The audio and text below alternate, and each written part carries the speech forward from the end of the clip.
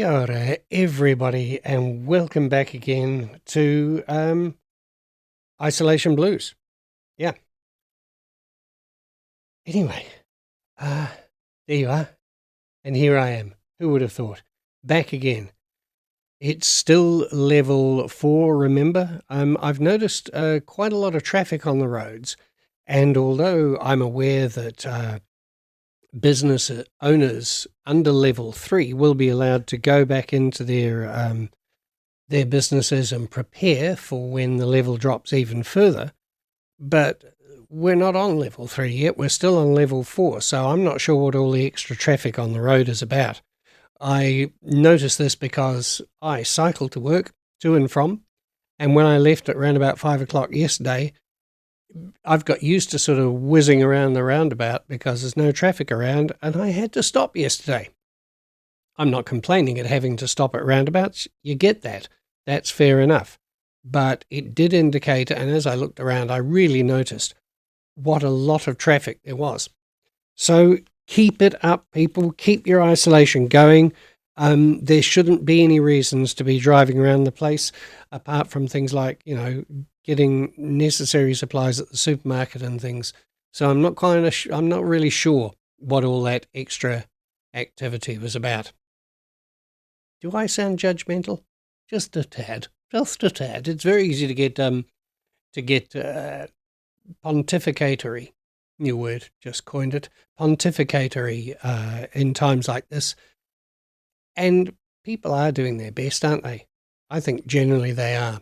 So good on you, people. That's you, all our listeners, all of our viewers. I bet you're missing your program makers too. And I know I am. As I say, I cycle here. I bring my bubble with me. A very resilient bubble. Hasn't popped so far. I don't interact with anyone else apart from back at home with Joanne. So I come here and I'm all on my own. And I get to talk to you, which is good. And I get to talk to some really great people on this program. But I'm missing that influx of all our different broadcasters coming and presenting all those different shows. And I'm sure you are.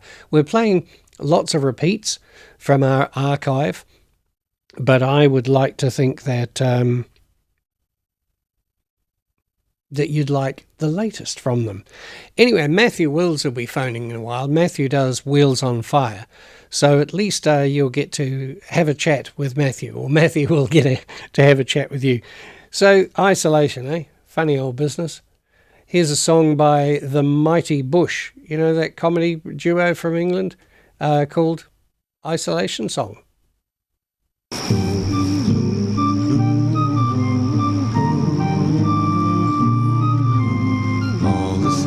I'll never see, all the things I'll never be, all there is that's left for me is here in this eternity of isolation, isolation. The cavalcade, the jamboree of life I thought was meant for me, I never dreamed that it would be replaced by this eternity of isolation, isolation. All the things I'll never see, all the things I'll never be, all my hopes are memory, all there is that's left for me is isolation, isolation, isolation.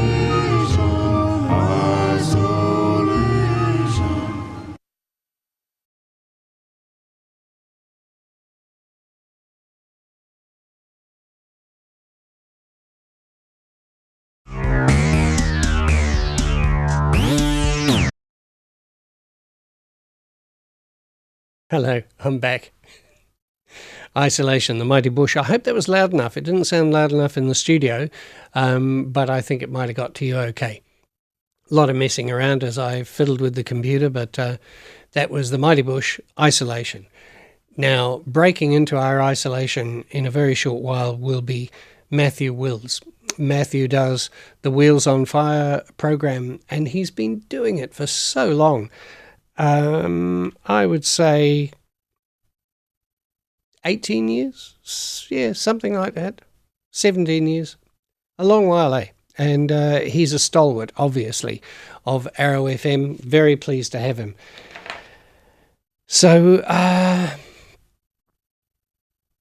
Ramil also has begun taking up the cudgel and taking up his program again, which he does on Fridays. I'll be talking to him. Normally it was a fortnightly program. I'll give him a call today and see if he intends. He was on last week and see if he intends being back with you this Friday. He's got lots of guests who are really keen to join him on the program. Ramil's program is Te Wā Whānau, and it's a program where he looks into issues surrounding gambling harm, addiction generally. So good guy, Ramil. We really enjoy having him around. He's another one of the ones we miss. We miss dearly. All right. I wonder if I could queue up another... Oh, no, I won't. No, I won't. Because I'll just get it wrong. Although I imagine that there's a certain degree of enjoyment to be gained by you people out there going, what will Michael mess up this time? And it's quite good for me as manager of this place, who thinks that he understands everything here and he knows how all the gear works. And when one of the broadcasters gets it a bit wrong, come in looking a little tight-lipped and say you've pressed the wrong button, or you should do this, or you should do that. Well, I've been in the hot seat here for 3.5, going on 4 weeks now, and count the mistakes I've made. Heaps. So it's good for my pomposity. Yeah. All right, so we're on level 4 still. We come off level 4 on midnight this coming Monday, so really basically when you wake up on Tuesday, we're on level 3. That means for most of us, we've got to maintain our social distancing. If we have somebody in our care or somebody in our family that needs extra care, might be living on their own or whatever, we can join 2 bubbles together to help look after them. But have a good think about that before you do that. Don't just presume that everybody can start joining their bubbles. It's only on a need-to-do basis. All right, so the rest of the time, you and I, we're going to continue to do what we've been doing for the last umpteen weeks. And business owners will be allowed back into their businesses to make preparations for resuming business. And I know that they're desperate to get going again because there's been no cash flow for quite a while. And there's lots that they can do to ready themselves for when the doors will open. It does mean also that you can order things online. Businesses will be able to take your orders, they just won't be able to send them out or do anything that involves staff members getting together until we move off level 3. So there are many ways in which it'll feel the same, and there are many ways in which it will feel different. What I like is that it's reasonably clear what's going on in this country. I am, like a lot of people, addicted to seeing what's going on in America because it's whiplashingly weird. And if only they had clear messages coming out about how they're approaching not only the COVID-19 crisis, but everything else that's happening in their country. You don't like to point fingers, but let me just say, by contrast, we've got a great government, we've got a great Prime Minister, and look, the opposition are doing their job too. It's up to the it's up to the optician to look after your eyes, but it's up to the opposition to ensure that the government is behaving honestly and well and in the best interests of the country. Frankly, they're doing a fabulous job of that on their own, but it's still good that the opposition are keeping an eye on them. So long as that doesn't get kind of weird and nitpickery when it needn't be. Sometimes I think our adversarial method of government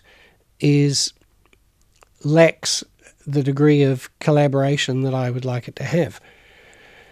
All right, so Matthew should be phoning any moment. I've blathered on and on for quite a long while, and it is... What do you know? There he is. Matthew Wills. Matthew Wills, is that you, mate? It is indeed. Oh, great. Good to have you with us. So, Matt, we spoke about, was it a week and a half ago or something like that? Yeah, something like that. It seems to have been quite a long time between drinks. Yeah. Yeah, well, I'm coming in and having drinks every morning here. Good plan. Yeah. So, Matt, tell me, has it got harder for you as time goes on? Are you feeling the strain of being in your isolation bubble? Yes, I think it has got slightly harder just as the weeks have gone by, and just going into the longer term of lockdown, although we're about to go up a level into level 3, I think I've just found it physically down harder. Down a level, Matt, down. Oh, sorry, yeah, down a level, sorry. But I think I've just found it physically harder not being able to go to the gym and things like that I access out in the community. So physically, I am starting to struggle. Yes, I think I know that for you going to the gym has been very important, and I guess when you use a wheelchair, opportunities for continuing that type of activity at home are hard. I mean, it's not as if you've got a load of weights at home that you can work on or exercise equipment. No, I think like with me, I think it's sort of more around. Obviously working with the lower limbs and working with legs, and there's a little bit more equipment obviously that I can use as almost kind of resistance equipment at the gym, so it's a little bit harder to kind of keep the lower limbs moving than the upper limbs, but yeah, so I'm just starting to notice now just of late in the last week or so just what struggle it's becoming to keep active and basically keep moving. Right. Now, that'd be a fairly typical difficulty for anybody in a wheelchair. Have you identified any other typical difficulties for people of all sorts of disabilities? Well, I think as we've been in the process of lockdown, of course, we've been restricted with movement around the community. So just a big, huge shout out to all of those people who are still out there in the community running essential services, health services for everybody, not only people with disabilities, but I mean it has been massive to basically get us through, and just to keep, I guess, just to encourage people with disabilities to keep going. We have got a little bit more obviously to go, but it's really important just to keep and stay resilient. I mean, I think that's one of the things I've found during the lockdown period is that people with disabilities and everybody in general has been incredibly resilient and found a way through. Yeah. Yes, I'm very impressed. The Prime Minister's emphasised how this is something that every single person in society has contributed to the wonderful success that we're really having.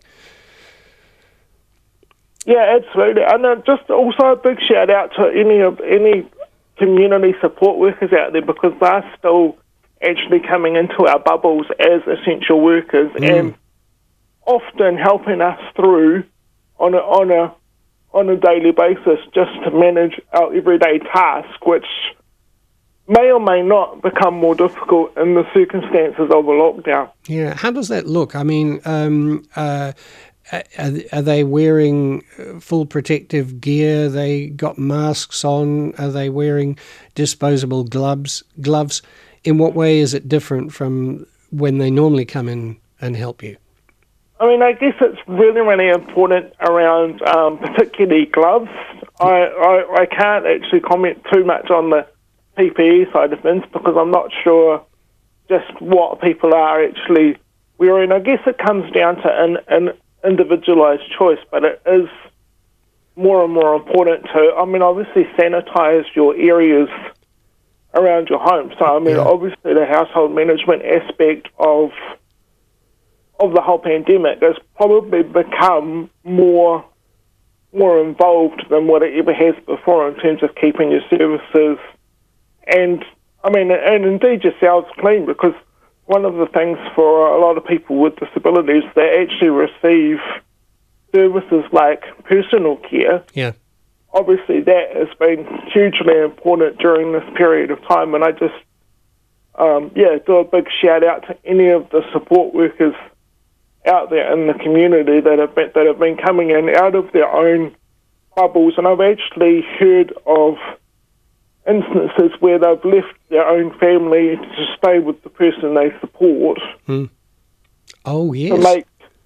To make their life that little bit easier, so they're actually sacrificing family their time home as life. well. That is a wonderful thing to do, and I mean, I've noticed that's happening in certain rest care facilities and semi-hospital environments where the staff have gone, well, this is where we're needed, and if we're not going to keep changing our bubbles, we might as well make this our bubble. Yeah, absolutely. That's a wonderful thing for them to do. Now, Matt, I've just been telling everybody, not that they needed to be told, how many mistakes I've been making while I've been on air, technical mistakes and stupid things. And one of them is that you are very well prepared. You've even sent me a list of things that you might like to talk about, and that's sitting out there on the printer. So I'm going to suggest that you keep talking and keep people entertained while I go out there and get it, just in case I forget to ask you something crucial that you really wanted to talk about this morning. So okay, you're a seasoned great broadcaster, Matt. Just go for it. Okay. Well, the first point, folks, is to say that disability support services and organisations are continuing to operate through the COVID-19, obviously as essential services. So if you do need support, you should actually contact your service provider of choice out there, and they will actually make it happen. I mean, a lot of organisations have adapted the way they are running their services through this COVID-19 period. Secondly, the total mobility transport operators of the Wairarapa and Wellington region are providing essential transport, and a change since I last spoke on air is that the service is now free to go to essential services up until the 30th of June 2020. So all you need to do is produce your total mobility card, and there'll be no cost to you as individuals to get to essential services. That's great news, Matt. Yeah.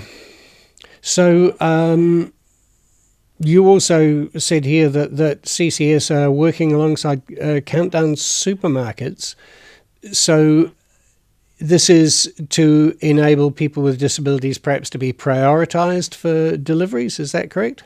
Yeah, for deliveries mainly. I haven't actually done it myself, but I believe you can go when you've finished your online shop, Michael. You can register for priority delivery. There are a few questions involved, just a little bit around your generally around your disability, and then if you're a mobility permit holder, which is obviously the mobility parking permits administered through CCS Disability Action, or you have a gold card, you can put either of those numbers in as part of the questionnaire, and you'll be prioritized. You'll be given priority for delivery of groceries. So that's quite an important little change that Countdown's put in place, because it's obviously even really difficult for people with disabilities to actually even get out and get to the supermarket. So that is probably right across the board, but yeah, particularly with Countdown, I'm not quite sure with the other organisations, with the other supermarkets, just quite what's happening, but I'm sure if you contacted your supermarket, they would find a way to make it just a little bit easier for people with disabilities to access the services, because we all need food. Yep, that's good. And it's good that you've pointed that out to people, because they need to know, and if they do have the mobility permit, then all they have to do is key in that number, and it's going to make life a lot easier for them. Yep, and also that also applies to gold card holders, Michael. I just remembered that. Yeah. Of course, I have a gold card, and I'd have to say that I'm managing perfectly well. And just because the service is there for me to use, there's no need for me to use it, and therefore it's best if I allow the people who are in genuine need to access it, rather than just people like me who happen to be eligible. Yeah, absolutely.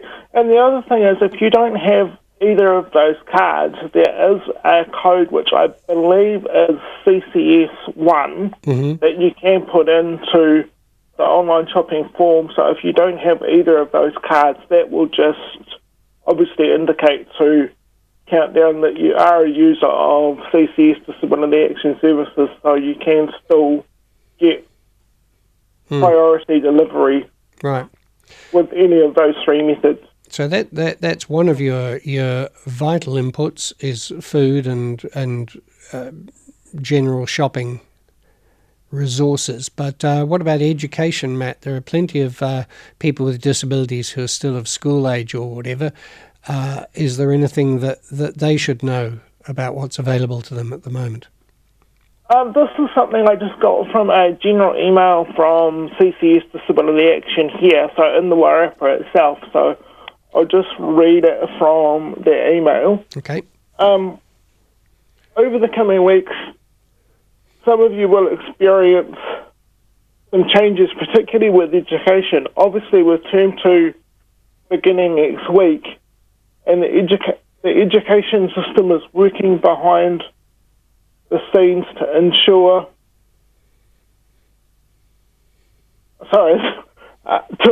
everyone has access. Yep. Any immediate concerns should be directed directly to your school, as my computer's just flicked off.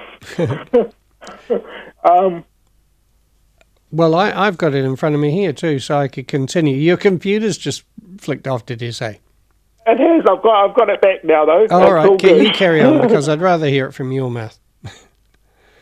Any concerns should be directed to your school, and if unresolved, contact your case lead from the Ministry of Education. CCS is still able to provide support to you to ensure that you and your family are able to access the education system. Yep. It's important to take care of your health and well-being, obviously, during this time. So some of you will need the routines, and others will require flexibility. So discussion with your teachers of what this will look like for you at home, and make it realistic, because obviously there's people out there with disabilities who may or may not have access to devices, and obviously it depends how some of that information is provided in an accessible way for people with disabilities to be able to even go back to school. Yep. So obviously there's key support staff behind the scenes as well as teacher aides and everything else like that that's involved. So it's just that little bit harder, I guess, for a lot of people with disabilities to go back to education, like particularly as we've got now used to the lockdown system. Yep. And I think, look, that's a really important point about making it realistic. Do not beat yourself up if you feel that perhaps you're not doing enough to maintain the level of educational input that you might have previously had. That's not just for people with disabilities, that's for everybody. Yeah. You know, absolutely. I think there are people going, oh, I've got to homeschool my kids, what am I going to do? And then the kids get stressed because you're perhaps being more prescriptive than your teacher might be. And I think the point is to realize that there, along with trying to vaguely keep up, there are also new things that we're learning in this environment of lockdown, and it's all educational. If you're not being a little bit easier on yourself and having a bit of fun, then this period is going to be miserable for you, and we don't want that.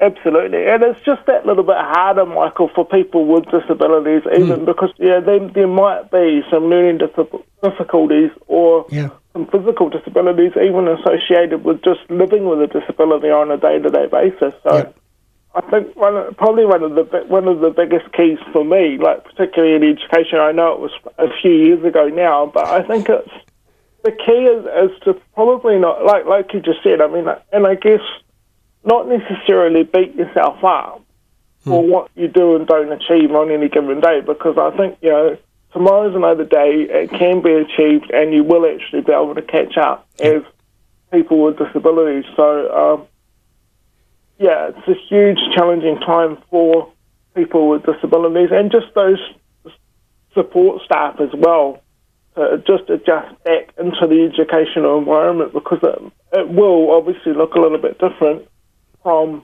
before we went into lockdown. Yeah,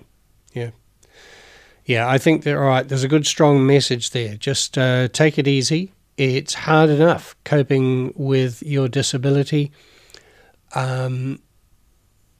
Education, yes, you need your education, but it might look and feel a bit different during this period, and that's okay. Absolutely. So if you are struggling during this period, it's important to also contact your service providers, and they should be able to get alongside you and be able to provide at least some advocacy towards getting you back to what is a normalised education for for society, almost, not only just across for people with disabilities. Yeah, so there is support out there, and Matthew said, if you need to get in touch with somebody to get advice on how you are coping with your educational needs, etc., there are people who can help you. What about that's the resource of advice and physical support, perhaps, Matthew? Is there any extra financial support, any funding that might be tagged towards people with disabilities in this particular period? I think, in terms of funding, I'm not 100% sure of just what is out there in various areas. But I guess for me, like over the last couple of years, I've now gone on to individualised funding, which provides individualised support around the home, and there has been a few announcements around that, and just that there's now greater flexibility is going to be provided during this period of time. If you need to purchase services or equipment to get you through the pandemic. Right. So Matt, really, individualised funding means that you manage your own funds. There's a certain amount available to you, and instead of somebody, the government or whatever, telling you how it's to be used, you can control that. Is that correct? Yeah, the funding still comes through the Ministry of Health, but you actually, as an individual, can basically employ people of your choice. Now, one of the key differences is at the moment, and I'm not 100% sure how it all happens, but you can actually employ a person within your bubble should you need to employ them. Yeah. Because your current community support workers cannot get to work for various reasons. They may be on leave, they may be looking after other dependents. So if you can't get to I understand that, and that's very flexible and makes perfect sense, isn't it? Because there we are trying to prevent people from messing up each other's isolation. You might have somebody who's perfectly capable of providing something for you, and they're already within your little isolation block. Then you have the power as the manager of your own funds to employ them to do that. Yeah, yes, absolutely. So it's quite important in that case that you actually contact your service provider or your individualised funder of choice. So there are 2 or 3 out in the community just to see how that can work, because I believe that that's a new thing that people can actually employ direct family members during this period of time just to help them through the isolation period if support workers are unable to attend for any reason. Because I know, but I know there's also, like we said a little bit earlier, there are a number of community support workers who are still working out there in the community, and quite often just keeping the disability sector and community going. And I mean, it's just, once again, just a huge shout out to anybody out there, because that must involve a huge amount of sacrifice for individuals, and the work doesn't go unnoticed. And I mean, that comes also to people that are providing the support unpaid, because I don't think that actually gets a lot of acknowledgement out there, obviously, in the community, because a lot of it is just, I mean, I guess kind of providing natural supports, Michael. And I don't think that, as people with disabilities, we necessarily acknowledge that too well either. So just a big shout out to anybody who's just providing the support pretty much out of the goodness of their own heart. I know, it's a huge kind of undocumented source of great community value, and as you say, often I think that we are becoming more and more aware that there's a huge amount of volunteer or just family support going on out there. But and I think this period of time has proved it. I think probably more so than ever, because I think we will come through this. We will come through as a disability community, and hopefully it'll actually make people stronger. Yes, because I think one of the key things probably mentioned, Michael, is that the way that disability support is going to be provided is actually going to change a wee bit over this period, because we're kind of in a period of transition, and a lot of support will actually be provided individually, so it will give people with disabilities the opportunity to actually take control of their lives, and you may be able to, once again, you'll be able to basically employ whoever you want to employ to carry out your particular support needs that you need. So I think it's probably a good opportunity for people with disabilities to kind of sit down and I guess kind of identify their support needs. But, for some people, it'll be the first time in their lives, quite literally, that they've actually been in control of providing their support, rather than being told from organisations just what can be provided. And I think it's probably a good opportunity now for people with disabilities who haven't been used to, I guess, kind of having input into the way the services are delivered, to actually sit back and just identify just their requirements, and to be able to just take control a little bit of their lives, because I believe at some period during 2020, now it was, I think, the end of June. Now I'm not 100% sure of timeframes, but the support will actually become more individualised, so you will actually be able to control it rather than almost kind of, I don't really want to say kind of feel like the end of contracts, but I mean, I guess there are certain clauses within contracts for organisations out there, which means they can only deliver support in the given way. So, I mean, well, nonetheless, Matt, I agree that this period, and this is in many different aspects of our lives, we're learning a lot. We are perhaps discovering ways of going about things that we can carry forward into our lives beyond this period. And also maybe practices become not just what we personally learn, but what we learn at the governmental level, and people might make changes that make life for people with disabilities a little bit easier, a little bit more personally empowered, because that must be so empowering to be in charge of your own management rather than having it all dictated to you.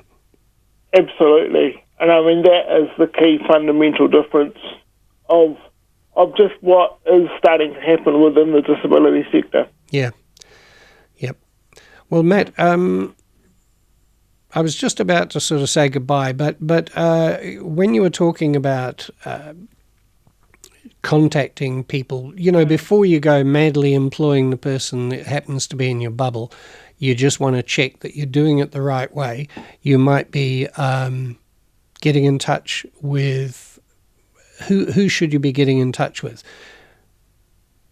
I think probably the first port of call is the Ministry of Health, but you can also contact Focus, who are the local needs assessment organisation here in the Wairarapa, through the Wairarapa DHB on 946 9800, and they should be able to give you a little bit of direction on just how to go about it, and hopefully expand your bubble a wee bit, because that's, I guess for a lot of people, that's going to be the exciting thing maybe of going back into level 3, is that we can expand our bubbles just that little bit more. Great. And if you can't remember that number, you can also Google CCS Wairarapa, because there will be people that will be able to point you in the right direction. The great thing about the computer is we can always find our way to where we need to be. So if you want to make a decision about how you manage your own funds during this period, Google CCS Wairarapa, or call that number that Matt just gave you. Give it to us again, Matt. So the contact number for CCS Disability Action in the Wairarapa is 378 2426, or if you are listening anywhere else in the country, 0800 227 2255 will get you to CCS Disability Action and your nearest branch. And if you forget that, just Google it. But remember, support is always out there for you. Access it. Don't feel... Absolutely. Right across the, people, Ashley Bloomfield's been saying it, Anna Cardner said it on this program yesterday. Don't feel that just because we've got a pandemic on our hands that the medical support, etc., are too busy to deal with you if you've got something important that you need to get seen to. So absolutely. I mean, health is more important now than ever, and I mean, that's just accessing primary health support. And of course, the other factor, Michael, is if you are starting to struggle with mental health, please reach out to someone, or give 1737 a call, and you'll be connected to trained counsellors, because I think mental health is just as important as your physical health. We don't want any more statistics due to this pandemic. So, please reach out. Great. Thank you very much, Matt. And hey, winter payment is going to kick in, winter energy payment soon. Absolutely, that was the last thing on my list. So the winter energy payment, obviously through work and income, is taking effect from the 1st of May to the 1st of October. I think there again the best thing to do would be to contact Work and Income or just check out their website just for your entitlements to those payments and just those payment levels. So, but if you are entitled, it's automatic. You will get it. It is. So just stay warm and stay well out there, Wairarapa. Great. Thank you very much, Matt. Can't wait for you to start doing your program again, but I'm sure your listeners will be very pleased that they've had a little burst of Matt midweek. Wow, yeah, hopefully it won't spoil their week. No, look, it's been good for me because I've missed you and I've missed many of our broadcasters. So let's do this again. But also let's hope that you're able to continue your program before too long. Absolutely. I'm looking forward to it. Great. Thanks, Matt. See you around. Awesome. Thank you, Michael. Bye. Bye. Right. So that was Matt. Lots of developments there. That there are some new aspects to care for people with disabilities worth chasing up. If you think you need to get more clarity on that, then get in touch with either CCS Wairarapa or your health worker or WINS. Somebody will be able to give you the information you need. All right, well, it's been real and it's been fun. So we'll talk to you again tomorrow when I haven't checked with her yet, but Jane Ross might be back with her film talks. Talk to you then.